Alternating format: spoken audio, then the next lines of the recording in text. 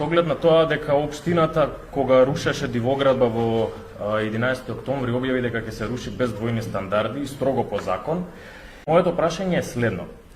Дали општината конечно ќе постапи по случајот со дивоградбата на пазарот во Драчево, за која минатиот градоначалник Орсе Ѓорѓевски доби дури и кривична пријава, или за општината тоа е недопирлив објект затоа што се однесува и е во сопственост на Фатмир Етеми. Ако навистина рушите по принцип на законитост, дали ќе се објави јавна и транспарентна листа за сите нелегални објекти и на сите инвеститори за кои е поведена постапка за отстранување, за да се увериме дека нема селективно постапување и привилегирани?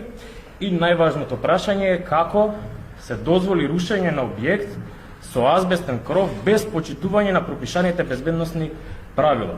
Азбестот, да напоменаме, канцероген материјал и постојат строги протоколи за негово отстранување.